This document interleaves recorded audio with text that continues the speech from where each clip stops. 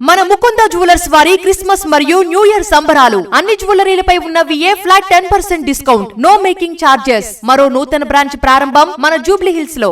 శాంతి ఒప్పందంపై చర్చించేందుకు అమెరికా అధ్యక్షుడు డొనాల్డ్ ట్రంప్ ఉక్రెయిన్ అధ్యక్షుడు జెలెన్స్కీతో ఆదివారం సమావేశం కానున్న వేళ కీవ్పై రష్యా దాడులు చేసింది. వందలాది డ్రోన్లతో ఉక్రెయిన్ రాజధానిపై విరుచుకుపడింది.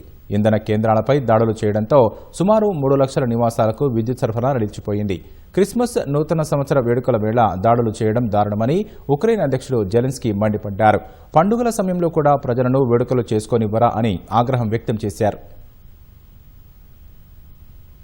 ఉక్రెయిన్ రాజధాని కీవ్ సహా పలు ప్రాంతాలపై బాలిస్టిక్ క్షిపణులు, డ్రోన్లతో రష్యా విరుచుకుపడింది. ఈ దాడుల్లో ఒకరు మృతి చెందగా మరో 27 మంది గాయపడ్డారు. రష్యా దాడుల ధాటికి అనేక భవనాలు ధ్వంసమయ్యాయి. 18 అంతస్తుల భవనంలో మంటలు చెలరేగగా అగ్నిమాపక సిబ్బంది వాటిని అదుపు చేశారు. ఇంధన కేంద్రాలపైన రష్యా దాడులు చేయడంతో విద్యుత్ సరఫరా నిలిచిపోయింది. ఫలితంగా సుమారు 3 లక్షల నివాసాలకు విద్యుత్ సరఫరా నిలిచింది. హీటింగ్ వ్యవస్థలు పనిచేయక ప్రజలు తీవ్ర ఇబ్బందులు పడుతున్నారు. అటు రష్యా వరుస దాడుల నేపథ్యంలో కీవ్ వాసులు అండర్ గ్రౌండ్ మెట్రో స్టేషన్లలో తలదాచుకుంటున్నారు. 24 గంటల వ్యవధిలో 500 డ్రోన్లు, 40 క్షిపణులతో రష్యా తమ దేశంపై దాడి చేసిందని ఉక్రెయిన్ అధ్యక్షుడు జెలెన్స్కీ తెలిపారు. క్రిస్మస్, నూతన సంవత్సర వేడుకల సమయంలో దాడులు చేయడం సరికాదని అన్నారు. తమ దేశంపై దాడులు చేయకుండా అమెరికా సహా ఐరోపా దేశాలు రష్యాపై ఒత్తిడి తీసుకురావాలని కోరారు.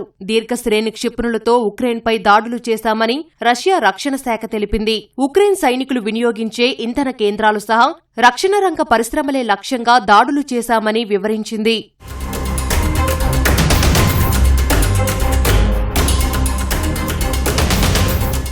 మరోవైపు అమెరికా అధ్యక్షుడు డొనాల్డ్ ట్రంప్, ఉక్రెయిన్ అధ్యక్షుడు జెలెన్స్కీ ఆదివారం ఫ్లోరిడాలో భేటీ కానున్నారు. రష్యాతో శాంతి ఒప్పందంపై ఇరువురు నాయకులు చర్చించనున్నారు. ఉక్రెయిన్కు కల్పించాల్సిన భద్రతా హామీల అంశాన్ని సమావేశంలో లేవనెత్తుతానని జెలెన్స్కీ తెలిపారు. 20 సూత్రాల ప్రణాళికపైన చర్చిస్తానని చెప్పారు. ట్రంప్తో సమావేశంలో ఐరోపా దేశాలు పాలు పంచుకోవాలని తాను భావిస్తున్నట్లు చెప్పారు. అయితే ఇంత తక్కువ వ్యవధిలో అది సాధ్యం కాకపోవచ్చని వ్యాఖ్యానించారు.